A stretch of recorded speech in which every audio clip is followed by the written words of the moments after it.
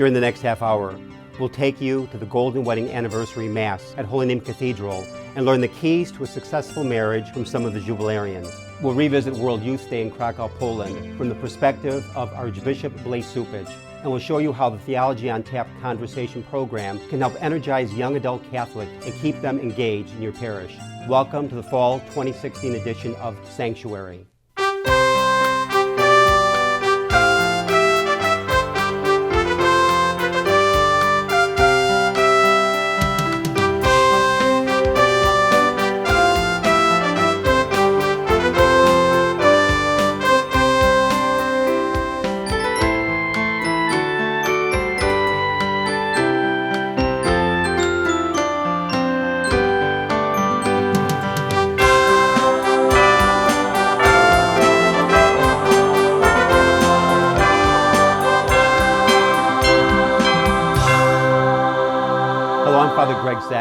Rector of Holy Name Cathedral.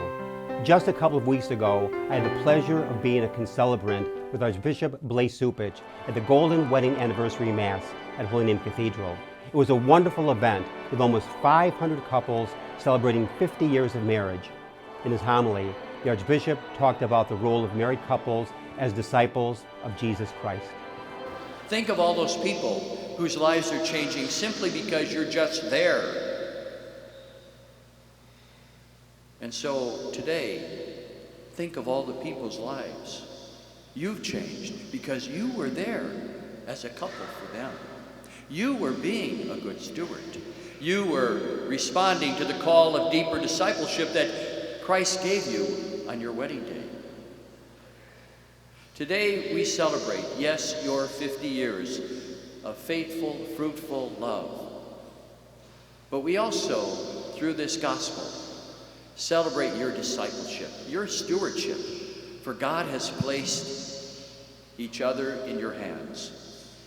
And today, as you give thanks to God, know that the Lord is saying to you, good and faithful servant, you are blessed this day as you come here to celebrate, because you are able to adapt as disciples, because you believe in the future and know that the Lord promises that He's always with you and everything He has is yours. And because you have made a difference in the lives of so many people.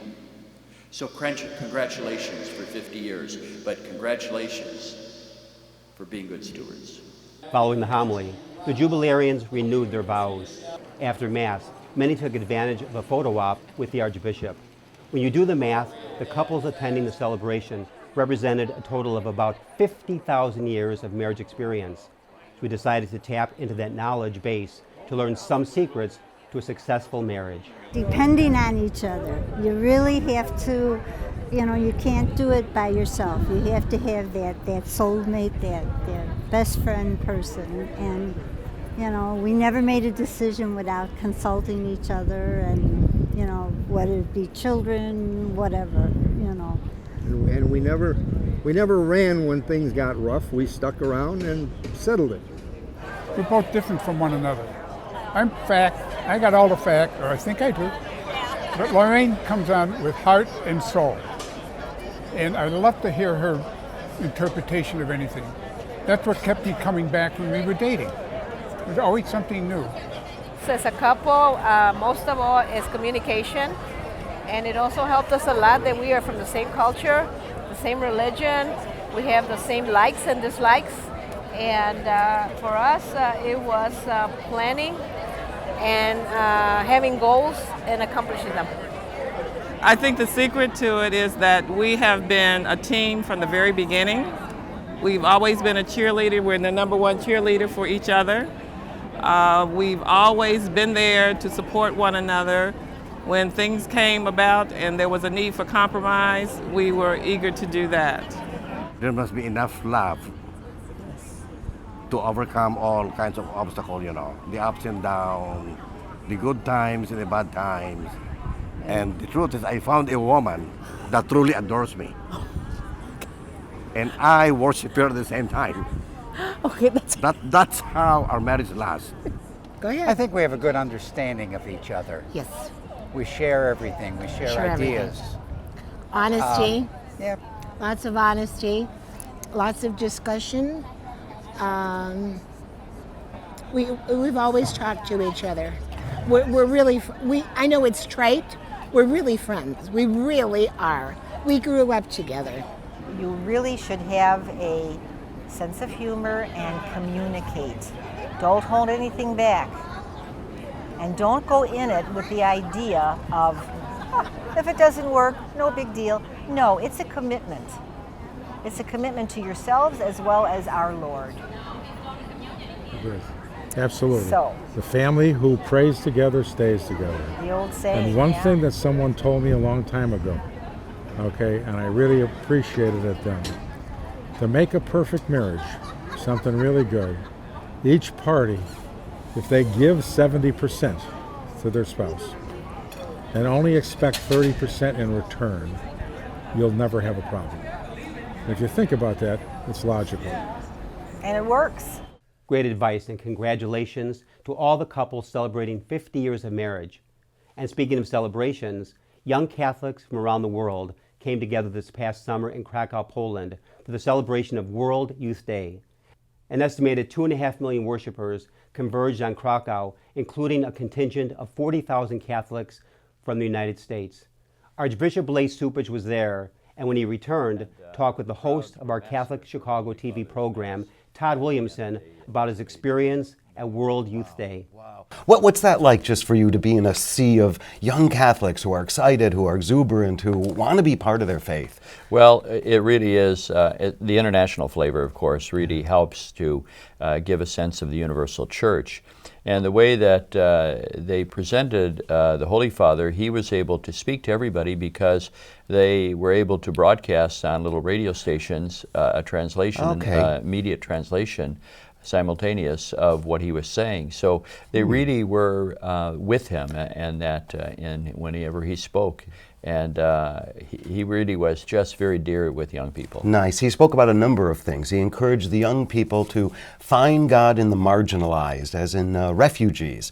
Was that a message that was taken to heart by them, do you think? Well, I think it was taken to heart, especially for those who live in Europe right now, where that is a major issue. And now I know in Poland, the bishops in Poland have really encouraged the government to open a corridor for refugees to come through, but also to allow some resettlement of them. It's a very critical moment right now for people who are very desperate, who are fleeing violence and war, oppression and poverty. And so I think he was speaking to a larger audience than those young people. Yeah. Specifically to the young people, though, made a great comment about connecting to Laudato Si', said that the planet cannot be saved from the couch. That's right. He told them, he said, you make sure that you make an impression on the world, but don't make it on the couch. Yeah, especially at this time of year, end of summer. In fact, he used the term that we use, couch potato. Really? Yes, really? And so it was very nice, and they found that humorous, that he would use that colloquialism. Right. But it was, I think it hit home with them. It makes him much more approachable for them, right? Exactly. You know, there was a really powerful moment in the news coverage when Pope Francis visited Auschwitz. Did you have anything? Were you in near there when he went? Did you? The papal party was very small. We had opportunities to go on our own, but they wanted to make sure that it was a private visit of the Holy Father, and he wanted to make sure that he wasn't going to spoil it by saying anything. He wanted to be there just in the silence to honor the tragedy that was there, the human toll that was taken by that very despicable kind of regime of annihilating people with the Holocaust. And so he really impressed people by his silence and the way, his somber attitude to be respectful of the dead. What personal experience, memory are you bringing back from Krakow and World Youth Day? Well, I would say that just the joyfulness of the young people. You know, on the last day, after the Mass, they had to walk about 10 miles. Yeah. And the bus transportation and rail transportation was fairly spotty. So most of them walked back, and they had to walk back in the rain. 7 hours, I was told. There was an incredible rainstorm that just seemed to be a deluge, one storm after the other, and they were just soaking wet. I talked to them afterwards, and it really was, and yet they were still so very joy-filled. Sure. And laughed it off, and allowed them to have a sense of solidarity in a moment in which I'm sure that it wasn't easy on them. Thanks to the Archbishop for those reflections on World Youth Day. And that makes for an easy transition to a story that involves young Catholic adults here in the Archdiocese of Chicago. As part of our ongoing Renew My Church initiative, our radio TV office is producing video segments that shine a spotlight on parish vitality. Today we'd like to take our viewers to St. Clement Parish on Chicago's North Side. St. Clement runs a very successful Theology on Tap program to help keep young adults energized and engaged in their parish. Theology on Tap is an initiative to reach out to young adults in their 20s and 30s, whether they're married or single or at whatever point in life. It's a way for the church to help them connect with their peers, and certainly for the church to welcome them in its doors, as well as to provide a place to talk about topics that are of interest to young adults. One of the best ways to reach young adults is to go where they are.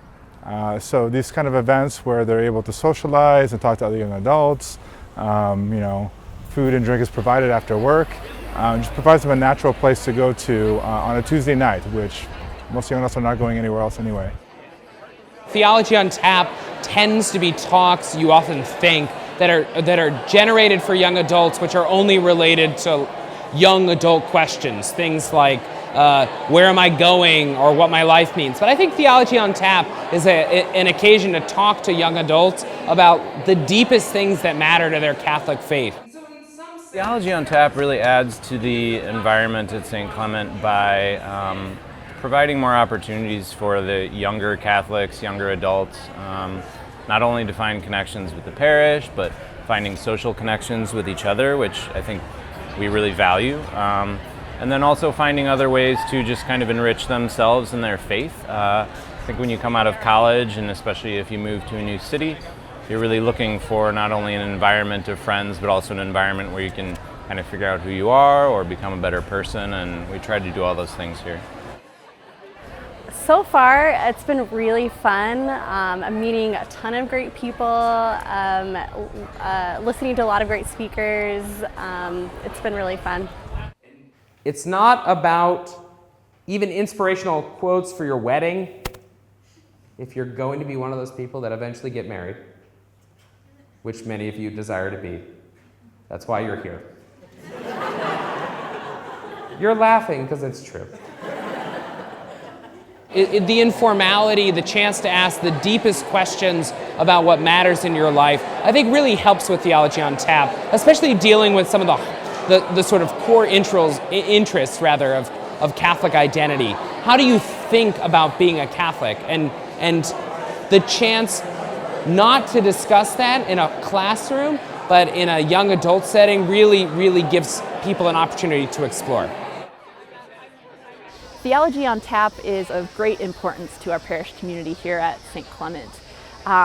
Not only do we bring in a lot of new faces to Theology on Tap, but help connect them to the parish community, and our participants become active in our worship, our service, our learning opportunities, and eventually become leaders in the community. That's a great turnout of young adult Catholics at St. Clement on a weekday evening. An excellent example of a program that energizes young adult Catholics and, in turn, the parish itself. Now we ask our viewers to stick around. In a moment, we'll introduce you to a deacon who has quite an interesting story about how his life has been shaped by God's mercy. To Teach Who Christ Is, a campaign for Catholic education and faith formation. I believe that when we are teaching about Jesus Christ to our students, that gives the greatest role model that we could possibly have. You'll have the basic tools to make good moral decisions that will affect your future. Academics are great here, and if you don't understand something, the teachers will work with you to help you understand. Religious education classes help my children to see the difference between right and wrong and make the right decision. To Teach Who Christ Is will be rolled out in parishes across the Archdiocese of Chicago over a 3-year period. To find out more about this major fundraising campaign for Catholic education and faith formation, go to toteachwhochrist.org. When I grow up, I want to use my education to help other people and, teach others about God.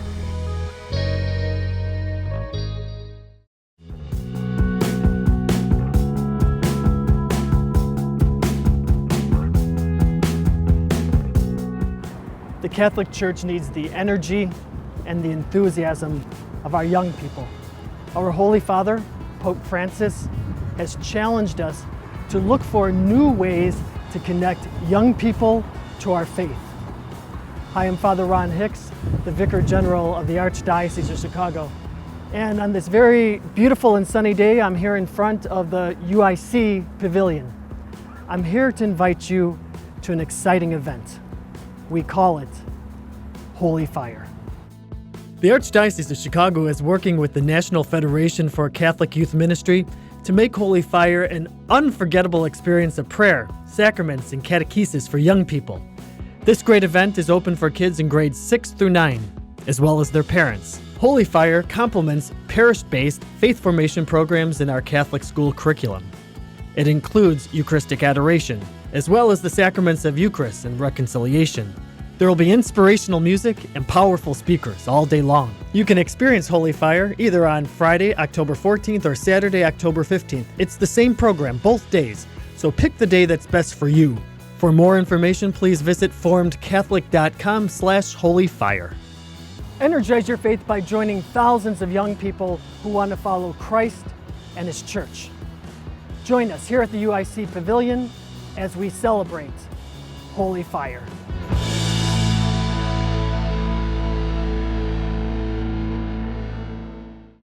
The cemetery ministry is a core ministry of our Catholic faith tied to the corporal works of mercy. It's comforting to know that our Catholic cemeteries are caring for the remains of our loved ones awaiting the resurrection. There are 44 Archdiocese of Chicago Catholic cemeteries willing to help you in your time of loss. Call 708-449-6100 or visit CatholicCemeteriesChicago.org. Catholic Cemeteries, serving the Catholic community since 1837. Hello, I'm Father Greg Sakowicz, and you're watching Sanctuary. During this year, in which we celebrate the Jubilee of Mercy, we are featuring personal stories of people whose lives have been profoundly touched by God's mercy. One such person can be heard here in Chicago every Tuesday morning on Relevant Radio. He's Deacon John Cooke.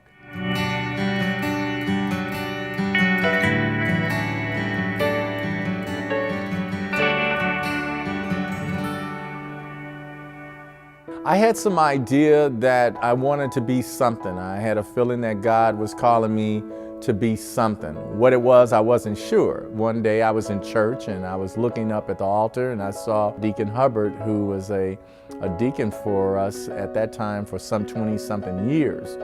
And I thought about that particular vocation because the deacon pretty much, it appeared, did everything the priest did, except he was a married clergic. And I said, hey, I think this is maybe what I can do. And so I prayed. I said, Lord, I believe that I want to be a deacon. And I said, I think you might want me to be one as well. I felt that I've been running from God anyway for some 8 years already.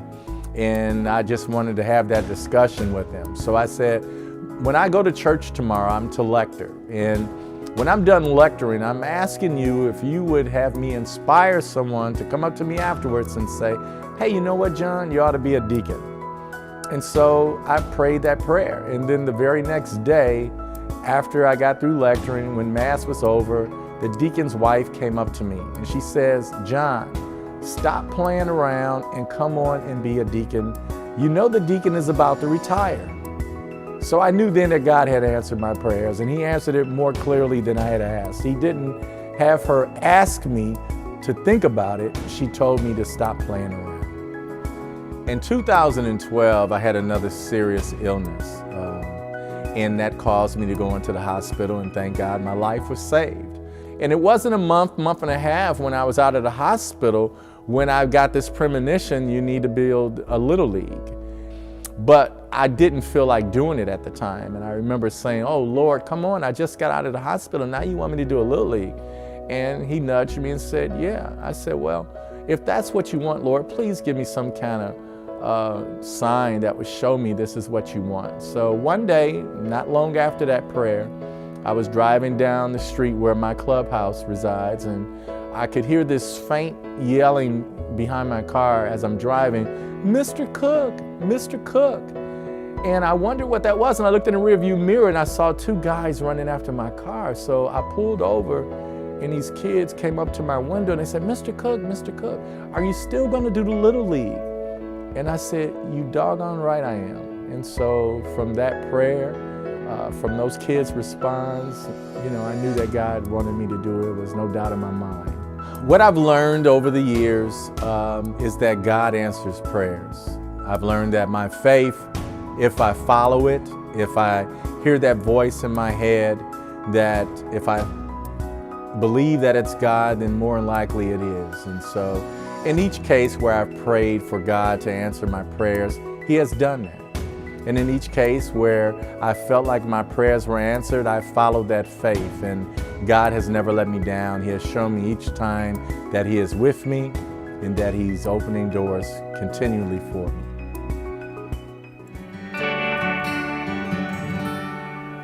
To see all the Mercy moments and for the latest information on the Jubilee year, go to jubileemercy.org.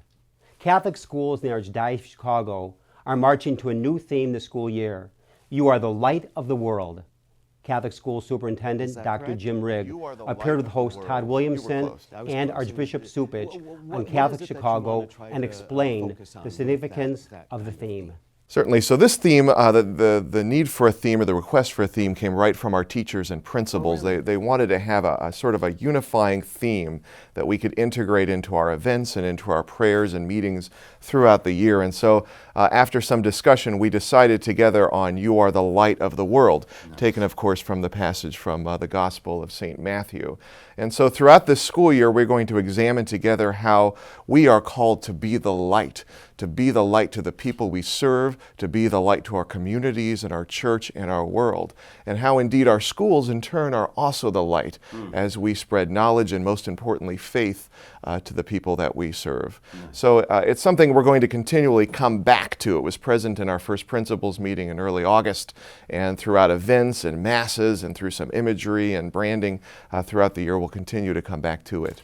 Archbishop, that's certainly a theme that we all can get on board with. Well, it is, and I think the image that Jesus uses in the gospel about light and not making sure that you don't put a bushel basket over it is really important for us to keep in mind, because light doesn't live for itself. If it did, that could be under a bushel basket and just bask in its own glow. But light, in fact, has to go into darkness. It has to be there where it can give some assistance. And I think that this is what we need to keep in mind with regard to our Catholic schools. We are there not just for ourselves, not just for the Catholic Church, but to really shed light in the world of darkness, whether that's in terms of the intellect in educating young people, but also giving people hope, because light does give us a pathway forward. And the schools that we run in the Archdiocese not only take care of the present needs, but give people a future and a way forward. We are the best, as I've said it before, the best anti-poverty program in Chicago. Nice. And that sense of hope that we try to build through our schools is very important, and it's good to celebrate that through this theme. And there's more Catholic school news to report, along with other happenings in parishes across the Archdiocese. Here's Al Castillo with a trip around the Archdiocese. Lots of activities mark the beginning of a new academic year for Chicago area Catholic schools. St. Benedict the African on Chicago's South Side hosted a barbecue for new and returning families and for members of the Chicago Police Department's District 7. It was a way to thank police for their support. St. Benedict is the last school in West Englewood that is Catholic. We service a population of, last year we had 250 kids at our highest point. Almost all of them are below the poverty rate. So we provide a safe, loving environment with strong academics.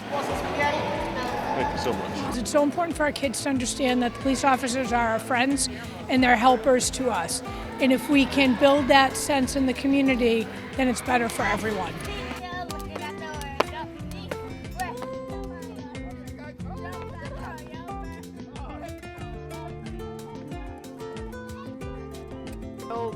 Archbishop Blaise Cupich celebrated Mass for students and faculty at Pope Francis Global Academy at St. Tarcis's Parish.